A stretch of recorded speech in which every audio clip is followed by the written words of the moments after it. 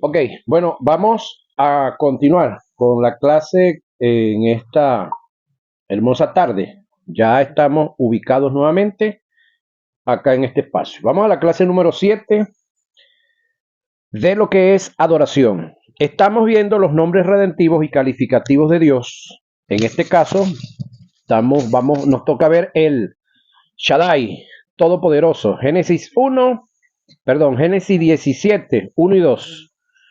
Decíamos que el Shaddai, este nombre, muestra la suficiencia de Dios para todas las cosas, muestra la plenitud y absoluto de Dios, muestra, oiga, la abundancia inagotable de Él y está relacionado como el sustentador en todos los sentidos. David y los profetas en muchos de sus escritos reconocieron la suficiencia de Dios dándole este nombre, el Shaddai. El Shaddai, en su más detallado concepto, lo denomina como el Dios de las mamas. He de aquí, yo no sé si usted oyó por ahí una predicadora o un predicador diciendo que Dios tenía tetas. ¿No lo han escuchado? Ok, el término Shaddai tiene que ver como el Dios de las mamas, es decir, es el Dios que le da cualidades, o es el nombre, perdón, que le da cualidades a Dios como una madre, que de paso hay una historia, creo que de la hija de un individuo que estaba preso en Europa, no recuerdo el tiempo que tenía preso, el detalle es que o era la esposa o era una hija, no recuerdo con precisión. El detalle es que ella siempre venía a visitarlo, la dejaban pasar y se quedaba pues sola con la persona, por supuesto, él dentro de la celda y ella desde afuera. Y comenzaron a notar que el hombre no se demacraba, no se decaía su rostro y no le estaban dando comida ni agua. Y comenzaron a investigar. Era que la chica le daba a amamantar. No recuerdo si era el marido o era el papá, pero fue una adulta amamantando a un adulto que estaba en la cárcel. Y eso le ayudó por mucho tiempo para sustentarse y sostenerse. Uno de los mejores alimentos que tenemos es la leche materna, si no lo sabía. Es una de las mejores. Y otro que se parece un poco a la leche materna, si no lo sabían, es el tocino de cerdo, el chicharrón. Buenísimo, yo. Ok, el dios de las mamas, de los senos, el que amamanta, el que saca sus senos y te da a beber de su leche. Este nombre fue reconocido por Jesús en uno de sus sermones que daba a sus discípulos, citemos el pasaje. Por tanto, os digo, no os afanéis por vuestra vida, qué habéis de comer o qué habéis de beber, ni por vuestro cuerpo, qué habéis de vestir. ¿No es la vida más que el alimento y el cuerpo más que el vestido? Mirad las aves del cielo, que no siembran, ni ciegan, ni recogen en granero, y vuestro Padre Celestial las alimenta. Este texto lo han tomado algunos flojos de entre nosotros dentro de la iglesia para no proponerse o no querer trabajar. Sin embargo, ok, aunque los pájaros y las aves no siembran, no ciegan, ninguno de ellos, después de las 6 de la mañana, sigue en la misma rama donde se acostó. ¿Sí? Apenas comienza a rayar el alba, comienzan a cantar, a brindarle ese canto a su creador, a brindarle esa expresión de adoración a quien los creó, y luego se van de esa rama. ¿Qué se van a hacer? A buscar su alimento diario. Entonces aquí quebraron los flojos también. Ahora, ¿no valéis vosotros mucho más que ellos? ¿Y quién de vosotros podrá, por mucho que se afane, añadir a su estatura un codo? Y por el vestido, ¿por qué os afanáis? Considerad los lirios del campo, cómo crecen, no trabajan ni hilan. Pero os digo que ni aun Salomón, con toda su gloria en su tiempo, se vistió así como uno de ellos. Y si la hierba del campo que hoy es y mañana se echa en el horno, Dios, el Shaddai, la viste, así no hará mucho más con vosotros, hombres de poca fe. No os afanéis pues diciendo, ¿qué comeremos o qué beberemos o qué vestiremos? Porque, oiga, los gentiles, es decir, los incrédulos, buscan todas estas cosas, pero vuestro Padre Celestial sabe que tenéis necesidad de todas estas cosas, mas busca primeramente el reino de Dios y su justicia, y todas estas cosas os serán añadidas. Así que no os afanéis por el día de mañana, porque el día de mañana traerá su afán. Basta a cada día su propio mal. Esto está en Mateo 6, 24 al 34. La idea y el objeto de Jesús con la exhortación que hace a sus discípulos es hacerles crear conciencia en cuanto a la forma de pensar relativo a la provisión por causa de la preocupación que mantenían a causa de su solvencia. El pensar de esta forma es tener la mentalidad de los gentiles, que no tienen ni conocen a Dios. El pensamiento de un hijo de Dios debe ser todo lo contrario. Debe pensar como un príncipe, como hijo del rey.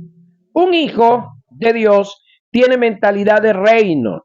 El que vivamos en afán, ansiedad, preocupados, turbados por nuestras solvencias, es negar a Dios como nuestra fuente, y sería el no reconocerlo y deshonrarlo a Él bajo este nombre redentivo, el Shaddai. La mejor forma de adorar a Dios honrando este nombre, el Shaddai, es confiando en su provisión sin vacilación alguna. Eso es ver a Dios como nuestra única fuente.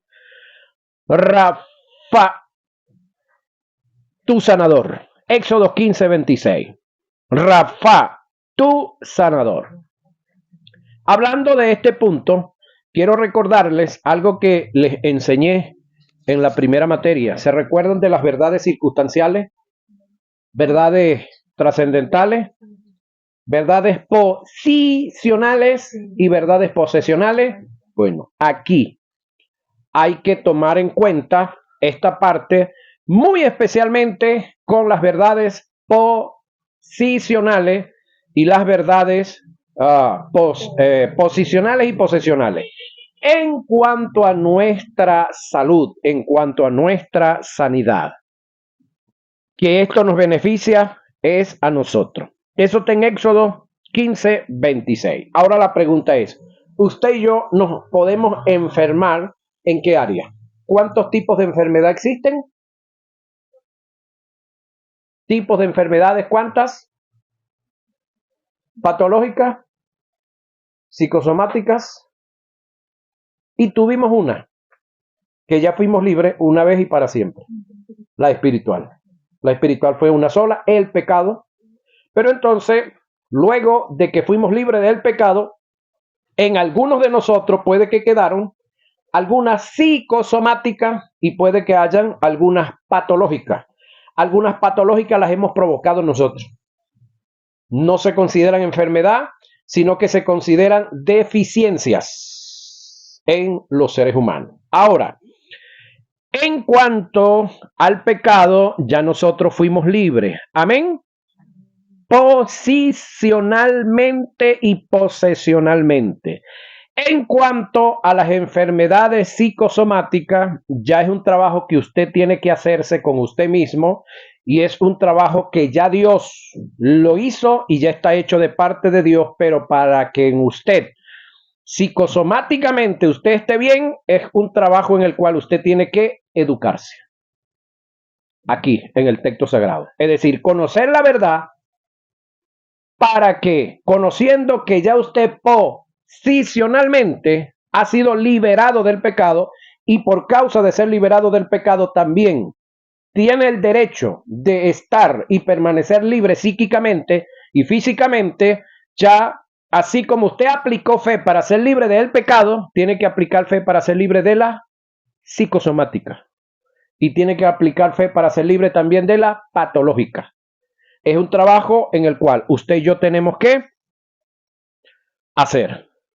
Ahora, Rafa, este nombre caracteriza a Dios como el sanador. Esta es una de las áreas de la adoración más difíciles de ejecutar, y más cuando se está enfermo. Si estamos sanos, poco lo hacemos. Cuanto más estando enfermo, debemos entender y reconocer que Dios es el sanador. Aun cuando no me haya sanado, Dios no tiene que mostrarme, oiga, con hechos, lo que Él es. Él es absoluto en todas las cosas. Aunque no me haya sanado, Él sigue siendo el sanador. Debemos reconocer a Dios por lo que Él es, aún en contra de las circunstancias. No dudes de su fidelidad y de su integridad. Ahora, ¿cómo adoramos nosotros a Dios estando sanos? Bueno, trayendo a memoria que tenemos tantos años que no vamos al médico, tenemos tantos años que no nos tomamos unas pastillas, tenemos tantos años o tanto tiempo que no nos colocan una inyección. Cuando nosotros nos levantamos en la mañana y reconociendo que nosotros somos un sistema de sistemas, que tengo entendido somos 13 sistemas, y yo puedo levantarme en la mañana y decirle, Señor, te doy gracias porque mi sistema digestivo funciona bien. De ese nos recordamos todos los días, ¿verdad? Y lo usamos todos los días. De paso lo acabamos de usar. Señor, te doy gracias porque mi sistema respiratorio funciona bien. Señor, te doy gracias porque mi sistema circulatorio funciona bien. Es decir, el darle gracias a Dios porque esta cantidad de sistemas que están en ti están funcionando y están fluyendo. Eso es un tipo de adoración, aunque usted no esté diciendo gloria a Dios ni aleluya. ¿Sí? Porque de paso le digo, hay momentos que usted está diciendo gloria a Dios y aleluya y usted no está adorando nada. Es como el caso cuando estamos probando sonido. No es agradable, escúcheme esto, para efectos legales, el que yo agarre un sonido o un micrófono y comience a probar un sonido, gloria a Dios, aleluya, santo, santo, gloria a Dios, aleluya. Eso no es, usted en ese momento, usted no está adorando a Dios, usted está probando un sonido. Entonces, el que yo agarre y comience a expresar el nombre de Dios y cuantas cosas más, yo estoy tomando el nombre de Dios en vano. Por eso no se debe hacer. Si usted está probando un sonido, ¿cómo se prueba un sonido? Sí, ¿cómo lo hacen los profesionales? Así usted tiene que hacerlo, porque aunque nosotros no seamos, tenemos que caminar hacia allá, hacia lo profesional. Ahora, después que usted ya el sonido está chévere, ya todo está listo, sí, entonces ahora sí, adore a Dios porque ya todo está listo. Ahí sí debe decirlo, pero no antes, porque entonces usted estaría tomando el nombre de Dios en vano. Entonces ahí es donde hay cosas que se enseñan que a veces pareciera no tener sentido. Pastor, pero yo voy a tomar el nombre de Dios, sí, porque usted aquí en la mente, usted no tiene a Dios para nada. Usted está tratando de controlar el sonido. Entonces, para controlar el sonido, pues hay otras maneras de hacerlo. Ajá. Entonces vayan aprendiendo por ahí. Entonces, en cuanto a nosotros estar sanos, pues el agradecerle por todas las áreas, el agradecerle a Dios que sus hijos estén sanos, que su padre esté sano, que su entorno, su esposa esté sano, no es una manera de adorar. ¿Sí? Ok. Entonces, por otro lado, nunca debemos atribuirle a Dios, oiga, una enfermedad que venga a nosotros, ninguna, como procedencia de Él. En Él no hay enfermedad. Él no enferma a nadie. Él es nuestro sanador.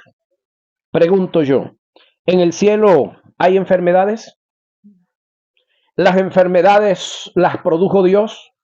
Ok. Entonces, si en el cielo no hay enfermedad y las enfermedades no las produjo Dios, ¿por qué yo tengo que darle gracias a Dios cuando yo estoy enfermo? Ahora, una cosa es darle gracias a Dios en medio de una enfermedad, ¿sí? Y otra cosa es darle gracias a Dios por la enfermedad.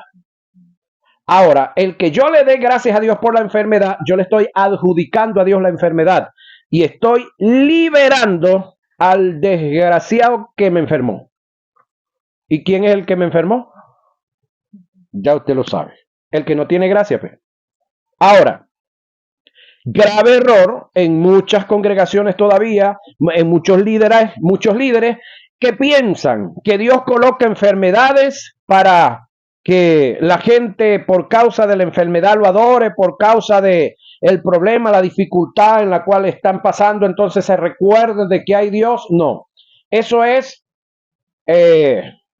mala praxis en la enseñanza del que enseña eso y del que está hablando de eso. De repente lo inventó él, salió de su cabeza, falto de educación y falto de entendimiento. Porque, reitero, nosotros en el área, nosotros como iglesia, ¿nos podemos enfermar? Sí, en el área física y en el área psíquica. Ya espiritualmente el diablo no puede hacer nada en contra de nosotros. Espiritualmente lo único que el diablo puede hacer es distraernos para que perdamos el tiempo en la distracción que nos hizo y no le sirvamos a Dios como debemos de hacer. Es lo único que ese animal puede hacer. Ahora, ciertamente llevó él, hablando de Jesús, nuestras enfermedades y sufrió nuestros dolores. Y nosotros le tuvimos por azotado, por herido de Dios y abatido. Mas él herido fue por nuestras rebeliones, molido por nuestros pecados. El castigo de nuestra paz fue sobre él, y por sus llagas fuimos nosotros curados. Isaías 53, 4 y 6. Pero analice esto. Dice el que escribe, que es Isaías, inspirado por el Espíritu de Dios. Ciertamente llevó él. ¿Quién es él que llevó nuestras enfermedades? ¿Quién es ese él? Cristo Jesús. Entonces ahí es donde usted tiene que... Nosotros no somos tan espirituales para entender claramente todas las cosas. Entonces, ¿qué llevó él? Es decir, que si sobre él se colocó la deuda que usted tenía, ¿usted sigue teniendo la deuda? Pregunto, ¿usted sigue teniendo la deuda? ¿Usted tiene que pagar las consecuencias de esa deuda? Ok, entonces, si él la llevó, es para que usted no la tenga. Nuestras enfermedades y sufrió nuestros dolores. Y nosotros le tuvimos por azotado, por herido de Dios. Ese término por azotado y herido de Dios se dio cuando en la cruz del Calvario Jesús exclama, Elí, Elí, lama sabactani. Entonces alguien dijo, está llamando a Elías, vamos a ver si viene y lo ayuda a bajar de la cruz. Entonces como Elías no vino, Dios no vino, no pasó nada, entonces la gente creyó que lo que él estaba pasando era porque Dios lo estaba haciendo, porque si Dios no lo libró, entonces se le atribuyó o le atribuyeron a Dios lo que estaba haciendo o lo que estaba pasando sobre la vida de Jesús. Herido de Dios y abatido, más el herido fue por nuestras rebeliones, molido por nuestros pecados. El castigo de nuestra paz, es decir, la paz que ahora nosotros estamos disfrutando, la paz que nosotros ahora estamos viviendo, la paz que ahora nosotros estamos gozando, tuvo un pago. ¿Quién la pagó? Él. Y si él la pagó, ¿por qué yo tengo supuestamente que estar haciendo algún tipo de sacrificio como para cooperar con esa paz? Entonces eso es como que yo agarré y le quité prestado a la hermana Astrid $5,000. ¿Cuánto le debo si yo le quité prestado a usted $5,000, hermana? 5,000. Ok, pero se entera la hermana. Pero hablo hermana, dígalo. Ajá. Que Octaviano Torres le debe $5,000 a la hermana y no tiene cómo, ni hay una manera como pagar, y ella determina pagar por mí, y ella agarró los 5,000, no me está prestando, ella pagó la deuda que yo tenía, ¿sí? Entonces, si ella pagó la deuda que yo tenía, ¿cuánto le debo ahora? Si usted me siguiera cobrando, si usted quisiera cobrarme intereses después de que hace tiempo se le pagó esa deuda, usted sería confiable, usted sería una persona honesta, honrada. Ok, entonces si Jesús pagó todo por nosotros, ¿por qué yo tengo que pagar qué? ¿Se entiende eso, verdad? Ok, entonces, ¿qué tenemos nosotros que hacer? Agradecer todos los días de que Él nos hizo libres. Ahora,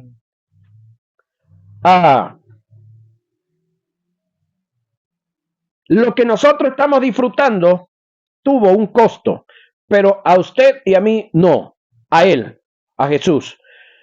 El castigo de nuestra paz fue sobre Él y por sus llagas, óigame, fuimos.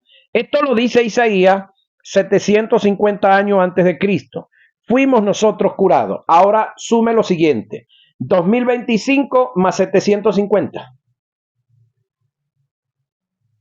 2025 más 750. Antes lo dice Isaías, Jesús cumple la profecía y a esta altura de la vida, muchos de nosotros estamos diciéndole al Señor que nos sane. Óigame esto.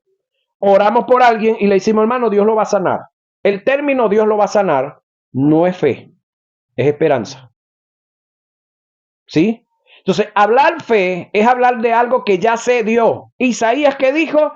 Por sus llagas fuimos. Ese fuimos es pasado, verbo pasado. No dijo que nos iba.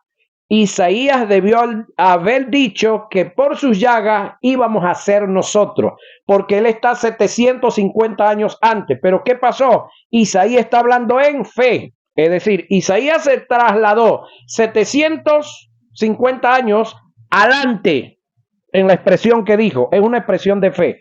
Isaías no está errando ni el que escribió tampoco, sino que es una acción de fe. Es decir, la fe tiene que ver con un eterno presente y tiene que ver con creer las cosas ya, no mañana, no pasado mañana, porque la fe es un eterno presente. Entonces, Jehová Rafa tiene que ver que Él es nuestro sanador. Así nosotros estemos padeciendo lo que estemos padeciendo, Él sigue siendo nuestro sanador, porque ese padecimiento que usted tiene o que pueda tener es una verdad. Sí, pregunto, ¿circunstancial o absoluta? ¿La enfermedad es absoluta o es circunstancial?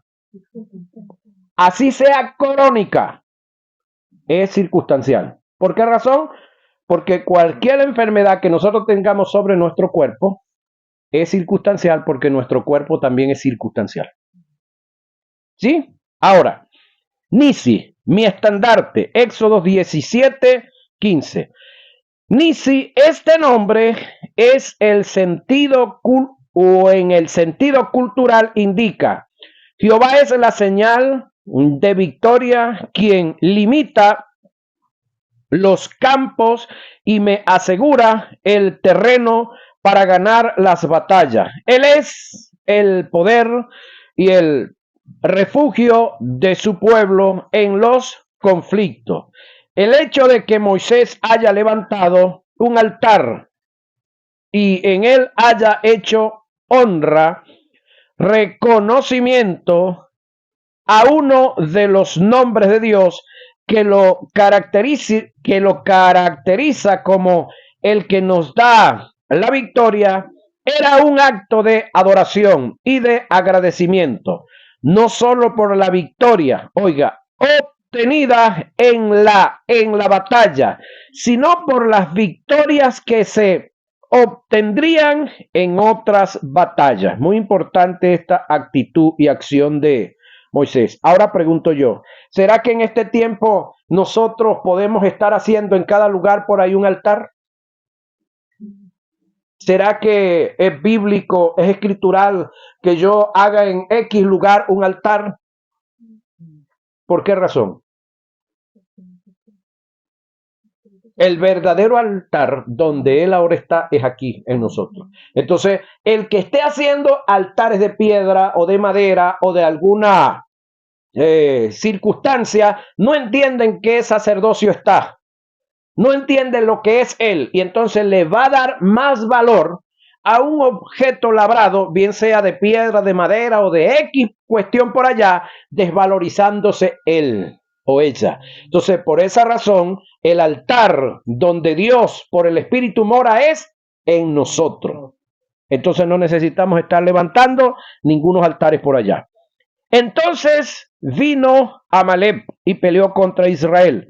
En el Antiguo Testamento sí, porque ninguno era espiritual, todos eran carnales. En Refidim, y dijo Moisés a Josué: escógenos varones y sal a pelear contra Amalek mañana, y yo estaré sobre la cumbre del collado y la vara de Dios en mi mano.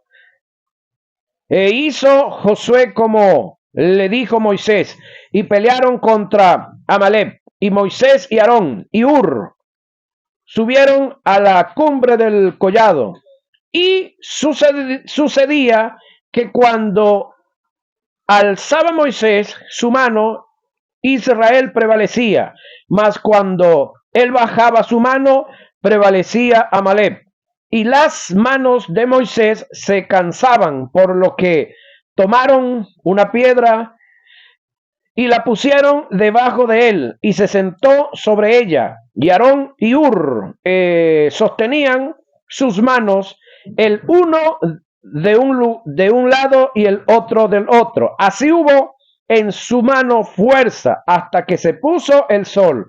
Y Josué deshizo a Amalek y a su pueblo a filo de espada. Y Jehová dijo a Moisés: escribe esto para memoria en un libro, y di a Josué que raeré del todo la memoria de Amalek debajo del cielo. Y Moisés edificó un altar y llamó su nombre Jehová Nisi, y dijo: por cuanto la mano de Amalek se levantó contra el trono de Jehová, Jehová tendrá guerra con Amalek de generación en generación. Éxodo 17, 8 y 16. Cuando nosotros como adoradores, oiga, proclamamos este nombre en oración, no solo lo hacemos por las batallas obtenidas, sino por las que vamos a obtener. Pero debemos entender, aunque, oiga, perdamos una batalla, Él sigue siendo Jehová Nisi. Su nombre no depende de mis victorias dependen de su nombre. ¿Se entiende eso, verdad? Clarísimo. Es decir, nosotros sin Dios no somos nada. Y Dios sin nosotros sigue siendo Dios. Así que los que necesitamos adorar y los que necesitamos de Dios somos nosotros. Shalom, mi paz. Jueces 6:24. El término Shalom o el nombre redentivo, este es uno de los nombres redentivos difícil de proclamar y reconocer, porque solo lo pueden hacer aquellos que en medio del conflicto y la aflicción no se dejan turbar ni robar la paz de Dios, que viene como resultado de la fe y la confianza que se ha depositado en Él, cuando de Dios, en el cuidado de Dios. Paz no es bonanza. Oiga, la bonanza es producto de la paz, como la paz es producto de la fe que depositamos en una palabra que Dios nos ha dicho. Un creyente que viva inseguro, turbado, amedrentado en incertidumbre, desesperado, angustiado y en su interior se siente desprovisto del cuidado de Dios y por consiguiente nunca entra en su reposo, ¿cómo podrá adorar a Dios reconociendo este nombre? Es la pregunta. Juan en su primera carta encierra una verdad, perdón, que si logramos aceptarla, entraríamos en el reposo de Dios, disfrutando de su paz y como resultado pasaríamos a ser adoradores en potencia, divulgando y manifestando su paz. El pasaje dice, en el amor, oiga, en el amor no hay temor, sino que el perfecto amor, ya va, ¿cuál es el perfecto amor? De los tres. ¿Hay tres amores? Sí, hay tres tipos de amor. Ágape, filí y eros. ¿Cuál de esos tres es el perfecto amor? En el amor, pero en el perfecto amor no hay temor, porque en los otros dos siempre hay y va a haber temor, porque de paso son productos de el alma, y el alma suya y mía todavía no es perfecta, va a ser perfecto un día. Por lo tanto, esos dos tipos de amor no son perfectos, aunque los practicamos. Sino que el perfecto amor, ¿cuál es el perfecto amor? El que habla Romanos 5:5, que ha sido derramado dentro de usted por el Espíritu Santo. Echa fuera el temor, de donde el que teme no ha sido perfeccionado en el amor. Eso está en Primera de Juan 4:18. Simplificando este pasaje, lo que quiere decir es, el que se siente amado por Dios no tiene derecho de estar en temores, porque el que teme no ha entendido lo que Dios está dispuesto a hacer por causa del amor que siente, o en este caso que tiene por él. De la paz afirma parte de la naturaleza del espíritu. Gálatas 5:22. Es propiedad de Dios. Filipenses 4:7. Es parte de las propiedades del Espíritu Santo impartidas al hombre como producto del nuevo nacimiento y que debe desarrollar en su espíritu, formar el alma y manifestarlo en su diario vivir. El término paz del griego es eirene, del hebreo es shalom, que tiene que ver desde la perspectiva teológica con la quietud del alma. La paz no es bonanza. La bonanza viene como producto de tener paz. Juan 16:33. La paz es endógena, de adentro. La bonanza es exógena, de afuera. Los prerequisitos de la paz no son libertad de las necesidades del dolor físico. La paz es un descansar en Dios en medio de las más grandes adversidades.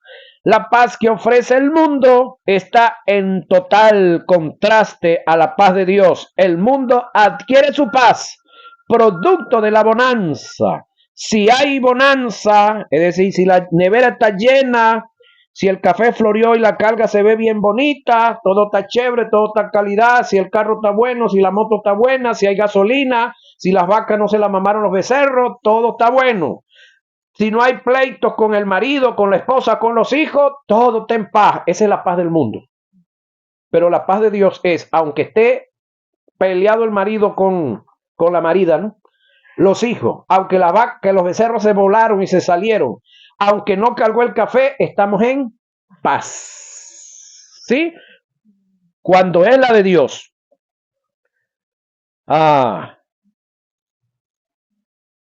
Hay paz. En Dios, en Dios es todo lo contrario. La paz en Dios produce bonanza. Por esta causa Jesús dijo, la paz os dejo, mi paz os doy. Yo no os la doy como el mundo la da. El mundo la da temporal, el mundo la da por lo que usted ve, por lo que oye, por lo que palpa, los cinco sentidos, ¿no? La paz en Dios no tiene nada que ver con lo que usted le rodea, tiene que ver con lo que usted conoce y usted cree y está expresando. Y ese texto que dice la paz os dejo, mi paz os doy, yo no las doy como el mundo la da, está reflejado en Juan, capítulo 14, verso 27. La paz de Dios protege al creyente de las facultades mentales causadas por las ansiedades de la vida, el tener seguridad de que Dios provee para sus hijos y responde ante las más grandes dificultades de la vida, y por esta causa el creyente aprende a vivir quieta y reposadamente, sin conflictos mentales. La paz de Dios se puede entender como una garantía del cuidado de Dios. Filipenses 4, 6 y 7. Pablo fue tan determinante en el lenguaje de la paz que dejó escrito lo indispensable que es ella en la vida del creyente. Él dijo: y la paz de Dios, que sobrepasa todo entendimiento, guardará vuestros corazones y vuestros pensamientos en Cristo Jesús.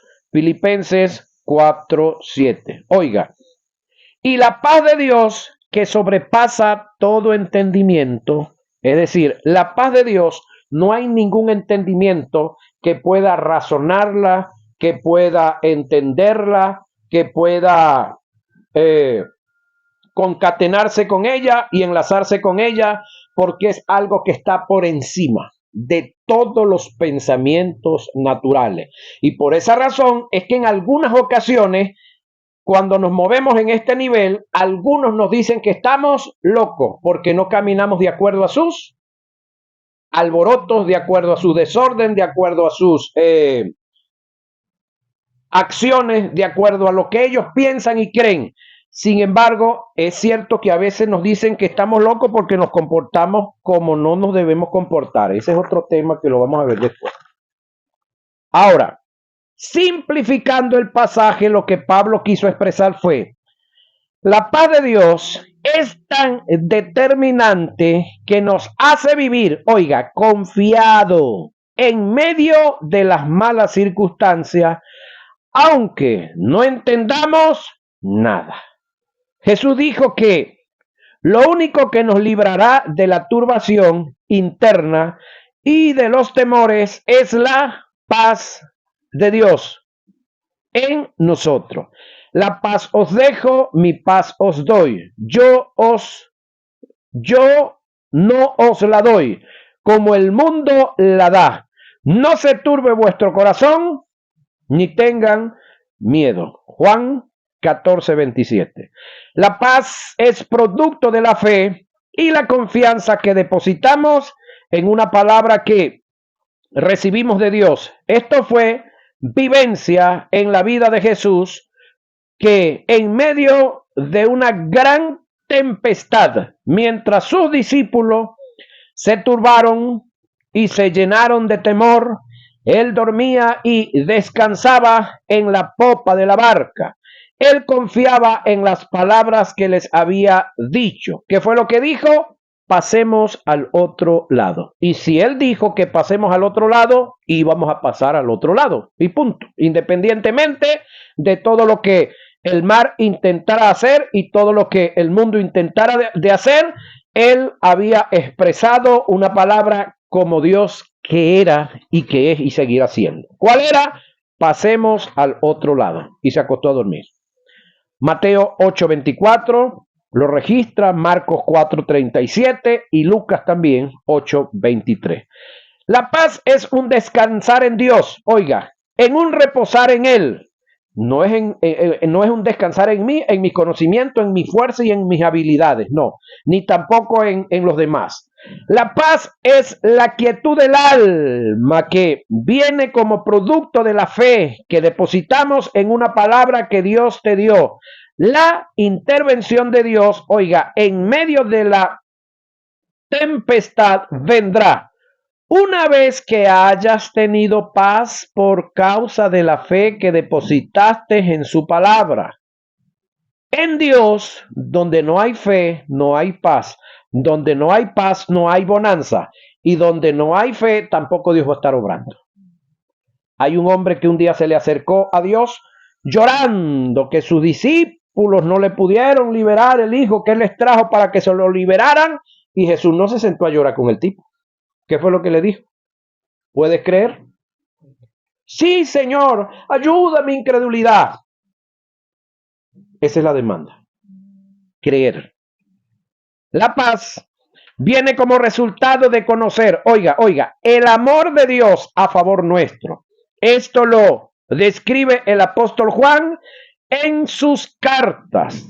En el amor, oiga, no hay temor, sino que el perfecto amor echa fuera el temor, porque el temor, oiga, el temor lleva en sí castigo, de donde el que teme no ha sido perfeccionado en el amor.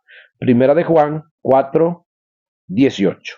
El término perfección relacionado al amor que aparece en el pasaje da la idea de no conocer lo que Dios es capaz de hacer a favor nuestro por causa del amor que siente por nosotros. Debemos conocer que Dios, por causa de su amor y por el objeto de su amor, que somos nosotros, estuvo dispuesto a abandonar su gloria y humillarse en la persona del Verbo. Si esto lo hizo antes de ser sus hijos, ¿cuánto más ahora siendo sus hijos? En conclusión al tópico, nunca podemos adorar a Dios reconociéndolo como el Shalom, a menos que entendamos que es paz, cómo viene la paz y cómo mantener la paz de Dios y hacer de ella, señoras y señores, un estilo de vida. ¿Sí? De la única manera que podamos adorar a Dios a través de este nombre, uno es conocer el nombre y lo otro es conocer todo lo que está relacionado a ese nombre. Y no solamente a este, a todos los otros.